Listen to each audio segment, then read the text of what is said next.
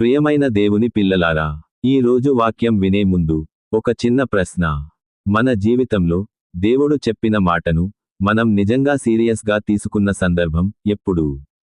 అందరూ నవ్వుతున్నా, అందరూ తక్కువ చేసి చూసినా, దేవుడు చెప్పాడు కాబట్టి నమ్మిన రోజు మన జీవితంలో ఉందా? ఈ ప్రశ్నతోనే ఈ రోజు వాక్యంలోకి మనం వెళ్దాం.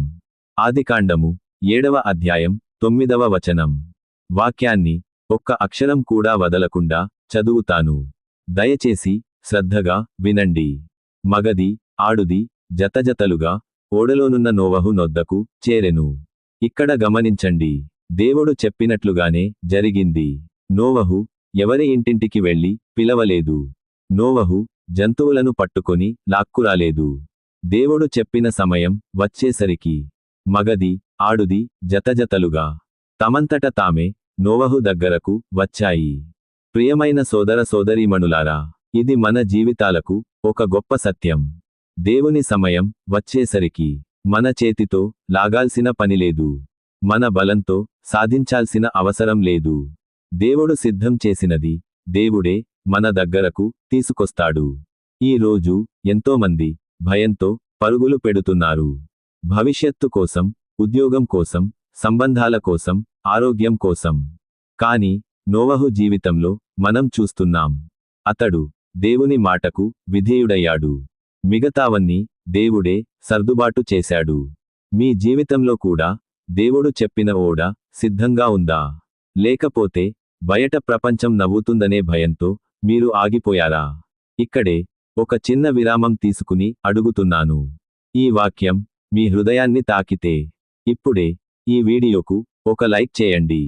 ఇలాంటి వాక్య విశ్లేషణలు మరెందరో వినాలి అనుకుంటే దయచేసి షేర్ చేయండి.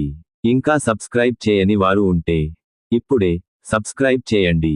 ఇప్పుడు 10వ వచనానికి వెళ్దాం. 7 దినములైన తరువాత ఆ ప్రవాహజలములు భూమిమీదికి వచ్చెను. ఈ వాక్యం చాలా లోతైనది. ఓడలోకి వెళ్ళిన వెంటనే వర్షం రాలేదు. 7 రోజులు గడిచాయి. ఆ 7 రోజులు ఎలా గడిచాయో ఊహించండి. బయట ఆకాశం నిర్మలంగా ఉంది. ప్రజలు నవ్వుతున్నారు. నోవహును చూసి ఎగతాళి చేస్తున్నారు. ఇదేనా దేవుని తీర్పు అని అడుగుతున్నారు. మన జీవితాల్లో కూడా ఇలాగే జరుగుతుంది. దేవుడు చెప్పిన పని చేసిన తర్వాత ఫలితం వెంటనే రాకపోతే మనకు సందేహం వస్తుంది. నిజంగా దేవుడు చెప్పాడా అని అనిపిస్తుంది. కానీ వాక్యం చెబుతోంది, 7 దినములైన తరువాత. దేవునికి ఆలస్యం లేదు.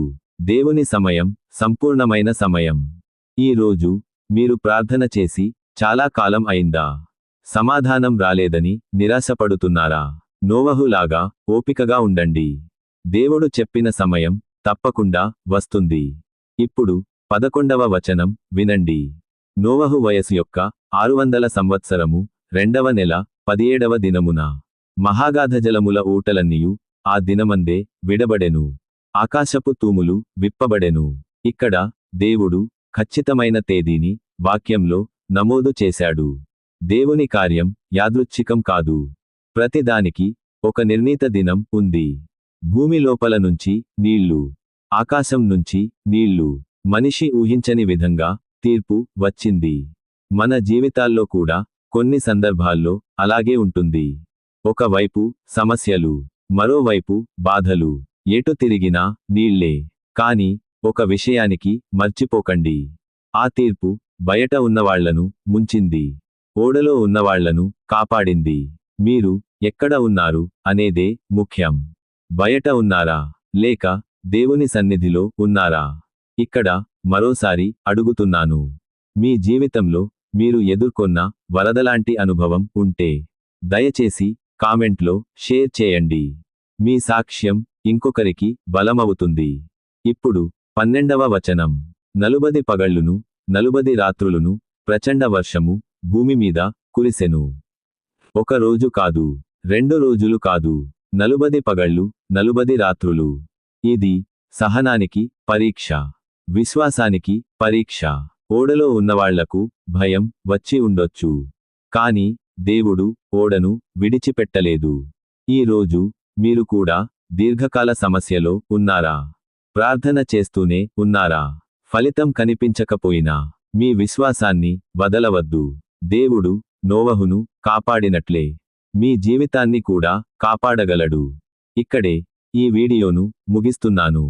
ఈ అధ్యాయంలోని తదుపరి వాక్యాలను తదుపరి వీడియోలో మరింత లోతుగా పరిశీలిస్తాము. కాబట్టి ఈ వీడియోను మిస్ కాకుండా ఉండాలంటే ఇప్పుడే సబ్స్క్రైబ్ చేసి బెల్ ఐకాన్ నొక్కండి. ఇప్పుడు ఒక చిన్న ప్రార్థనతో ముగిద్దాం. ప్రభువా, నోవహు జీవితంలో నీవు చూపిన విశ్వాసానికి, విధేయతకు మాకు కూడా అలాంటి హృదయం ఇవ్వుము. పరీక్షల మధ్యలో ఉన్న ప్రతి ఒక్కరిని నీ ఓడలో కాపాడుము. ఆలస్యం అనిపించినా నీ సమయాన్ని నమ్మే విశ్వాసం మాకు ఇవ్వుము. యేసు నామంలో ప్రార్థిస్తున్నాము తండ్రి. ఆమెన్. దేవుడు మీ అందరినీ ఆశీర్వదించుగాక.